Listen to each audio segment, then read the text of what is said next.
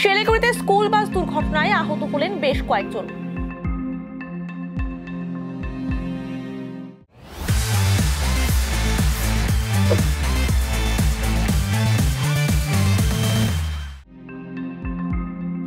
মঙ্গলবার শিলিগুড়ির শান্তিনগর এলাকায় একটি স্কুল বাস নিয়ন্ত্রণ হারিয়ে একটি বেসরকারি ইংরেজি মাধ্যম স্কুলের দেওয়ালে সজোরে ধাক্কা মারে। ঘটনায় বাসের ভেতরে থাকা বেশ কয়েকজন ছাত্রী আহত হয়। ঘটনা ঘিরে ব্যাপক চাঞ্চল্য ছড়ায় এলাকায়।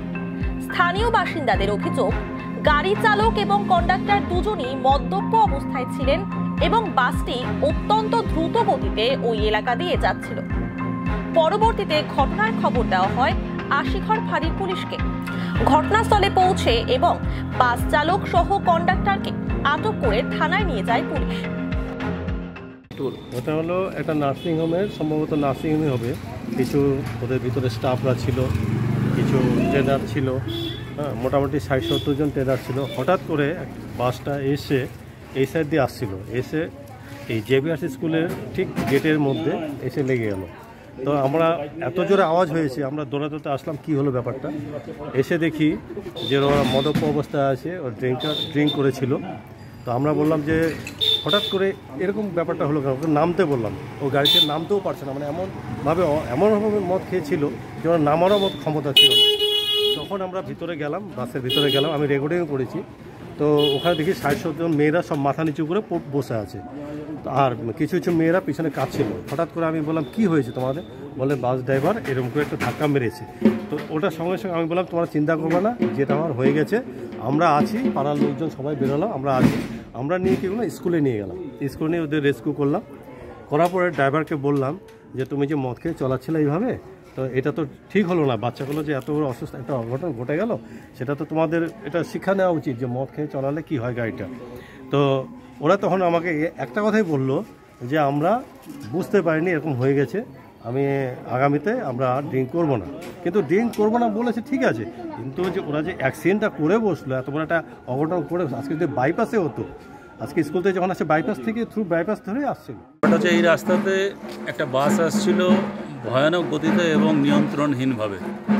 আমি পেছনেই ছিলাম। আমার চোখের সামনে বাসটা এসে এই স্কুলের ওয়ালে সোজা এসে ধাক্কা মারলো। আমি বাসটাকে সঙ্গে সঙ্গে দাঁড় করালাম। দাঁড় করানোর পরে আমি জিজ্ঞেস করলাম বাসটা এইভাবে চালাচ্ছিল কেন। তো সেই সময় আমি বাসের ড্রাইভার এবং কন্ডাক্টরকে দেখে শক। দুজনে ওভারলোডেড ড্রিঙ্ক করেছিল, কথা বলার মতো পরিস্থিতি ছিল না, তারা ড্রাইভ করছিল বাসটা। আমরা সমস্তটা ভিডিও করে রেখেছি যে পরিস্থিতি। ভেতরে অন্তত 60 থেকে 70 জন স্টুডেন্ট ছিল, কোনো একটা নার্সিংহোমের স্টুডেন্ট ছিল তারা, এবং তারা প্রচণ্ড ট্রমাতে ছিল সেই সময়। 2-1 জন আহতও হয়েছে এত জোরে ধাক্কা খাওয়ার পরে। এবং আমরা ভেবে আতঙ্কিত হচ্ছি যদি স্কুলটা সেই সময় খোলা থাকতো তাহলে কি হতো, এই ধরনের ভয়ানক গতিতে বাসটা যে আসছিল।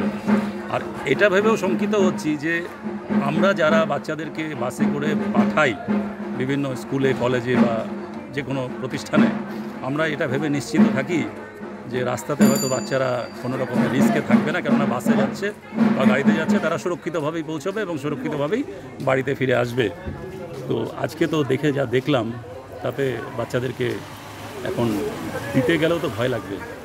যা পরিস্থিতিটা দেখলাম, খুব কপাল ভালো যে কারো যান বা কারো কোনো রকমের সেরকম বড় কোনো অ্যাক্সিডেন্ট হয়নি, তবে অ্যাক্সিডেন্ট হতে পারত। আমি চাই আমরা গার্জিয়ানরাও সতর্ক হই, আমি চাই প্রশাসনও সতর্ক হোক। এই সমস্ত ড্রাঙ্ক অ্যান্ড ড্রাইভ যেন কঠোর হস্তে দমন হয়। আমরা সঙ্গে সঙ্গে আশিঘর ফাঁড়িতে ফোন করেছিলাম। পুলিশ প্রশাসন অতি তৎপরতার সাথে আমাদের এখানে আসলো, এসে তারা যা ব্যবস্থা নেওয়ার নিয়েছে, বাসটা নিয়ে গেছে এখান থেকে এবং ড্রাইভার কন্ট্রাক্টরকেও তুলে নিয়ে গেছে। সবাই দেখলাম আমরা চোখের সামনে যে কী ধরনের অ্যাবনর্মাল পরিস্থিতিতে ড্রাইভার এবং কন্ট্রাক্টর ছিল। তারাও পুলিশদের সাথেও মিসবিহেভ করেছে, শুধু আমাদের সাথে করেনি। মানে এই অনিয়ন্ত্রিত জীবন যাপন করে বাচ্চাদের জীবন নিয়ে বাস চালানো মেনে নেওয়া যাবে না।